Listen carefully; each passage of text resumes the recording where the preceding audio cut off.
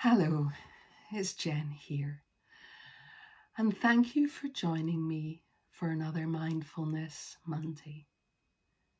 And today, I would like to share something with you about using mindfulness to cope with times of difficulty, times of stress, times of anxiety.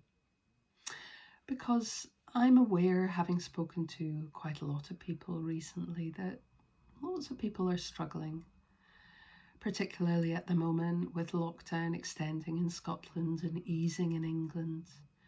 It can feel really hard. And I've been thinking about what the most helpful thing to share with you would be. And I've got 3 things that I'd like to share. And I just want to, first of all, mention that when these kind of difficult feelings come up, and maybe we're feeling stressed or anxious, it's really helpful to notice how you react to that. And I'm not suggesting that we start judging ourselves, but be aware of the inner critic, because, well, I've got an inner critic, that's for sure. But I've also got a part of me that can be really demanding, a perfectionist part, a part that wants me to be able to cope regardless of how difficult things are. And that part can be quite tricky. So I wonder if you can start to notice how you respond, how you react to difficult situations, the kind of ups and downs, the roller coasters of life at the moment and life in general. Do you try and fix things? Do you distract yourself? Do you sort of strive to kind of overcome problems? And also, there's things that we all do, I think, like maybe have some biscuits or chocolate or even a glass of wine. And we're human, and we're welcoming all aspects of being human. However, when we feel overwhelmed, it can often attract this tendency to want to fix things, to sort things, whether it's for ourselves or for other people. And the first stage of the first thing I wanted to share is just to see if you can practice allowing that difficult feeling just for a moment. I know it can be hard, but if we can start to just allow ourselves to feel that difficult feeling for a second, even 10 seconds, rather than immediately trying to distract ourselves or having something to eat or trying to sort it, if we can just allow ourselves to feel that for a moment, it can be really helpful. Sometimes in mindfulness, we say, what we resist persists. So it can be like having a fully inflated beach ball in the water, and we're trying to push it underneath the water. And what happens when we take our hands away? It just pops back up. Resistance is generally futile. And if we practice allowing and accepting, that is the key to change. Sometimes we can get confused about this and think if we resist things, if we suppress things, that's the best way. But actually, if we allow ourselves to feel difficult feelings just for a moment, it can help us to move through these difficult feelings much faster. So this is the mindfulness technique of allowing, leaning into difficult feeling. That's a common mindfulness phrase. Just lean into it for a moment. I'm not suggesting that we kind of dive in I'm not suggesting we wallow in difficulty, just for a moment, and just see sometimes it's not as bad as we think it is. And it can be really helpful for us to accept ourselves as we are, to accept the way that we're responding to difficult situations, the way that we're reacting. And it can also help us to be much more adaptive to how other people are reacting. We can accept other people's reactions much more easily. So I'd like to read you a poem by Rumi, and this is a poem called The Guest House, and it is about our difficult emotions. This being human is a guest house. Every morning, a new arrival, a joy, a depression, a meanness. Some momentary awareness comes as an unexpected visitor. Welcome and entertain them all. Even if they're a crowd of sorrows who violently sweep your house empty of its furniture, still treat each guest honourably. He may be clearing you out for some new delight. The dark thought, the shame, the malice, meet them at the door laughing and invite them in.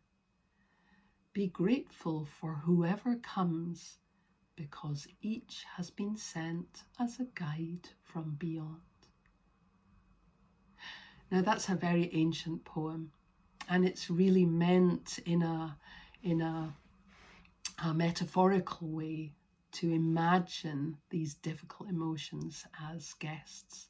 And if we can open our front door, then they're more likely to go out the back door quickly. But if we keep our door locked, they tend to keep knocking. So that was allowing. How can we allow and accept ourselves and the situation as it is? And we do that to help ourselves feel better. The second thing is, how can we look after ourselves better? If we're feeling stressed, I'm wondering if you could ask yourself the question, what could I do for myself today that would be caring? It might just be sit down and have a cup of tea. It might be listen to a piece of music that you love. It might be cuddle the dog, go for a walk, do some breathing. Whatever it is absolutely fantastic. And if you have a look at my recording for Wellbeing Wednesday, you will see a practice that I've suggested that can really allow you to maximize the benefit of taking in the good. Now, the final thing for today is using a technique called stop. Now, can you imagine a red stop sign on the road? One of these red kind of 8-sided octagonal stop signs. And imagine that that word stop has got an extra P. So it's STOPP, and it's an acronym. And so whenever a really difficult thought or an emotion or a physical sensation pops up for you, I'd love it if you just thought about this sign. Now, maybe you're a visual person and you will see this sign in your mind's eye, this red stop sign, STOPP. Or maybe you are a kind of a more auditory person and you hear that word stop. But we're going to break down the different letters into the stages. So the first letter, S, stands for stop. So you are imagining this road, this sign, you're hearing the word stop.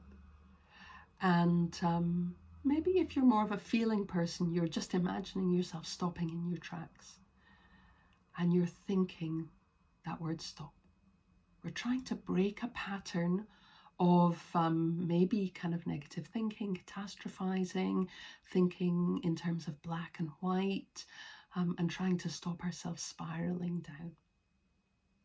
The second letter, T, stands for take a break or take a pause. Pause. And often having a pause is the best thing that you can do. So stop and take a break or a pause. And the O in stop stands for observe. Once you've had your pause, just notice, what am I reacting to? What is this difficult emotion about? Is it even true? Sometimes when we start catastrophizing and fantasizing, our thoughts can be real because they're in our minds, but they're not true. And then we can start reacting as if they are true. So just observing, what are you reacting to? And is it even real? Is it true? And then ask yourself, could I take a different perspective to this? That's the fourth letter, P. Can you take a different perspective to this? And sometimes it helps to think about being in a helicopter and going up and taking the helicopter view. What's the bigger picture?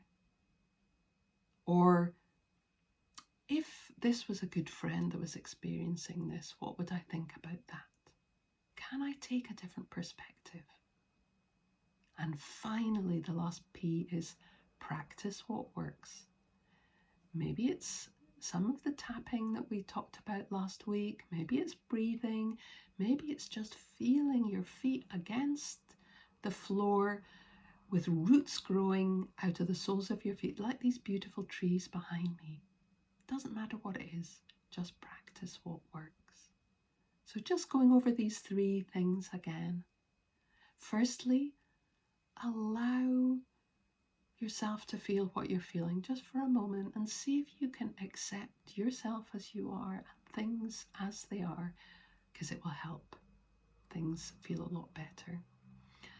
The second thing is ask yourself the question, how could I care for myself right now, even if it's just a tiny thing? Think about your self-care. You can't pour from an empty jug, so what can you do today to fill that jug up? And thirdly, how can you use that stop sign, S-T-O-P-P? Stop, take a pause or a break, observe what's happening,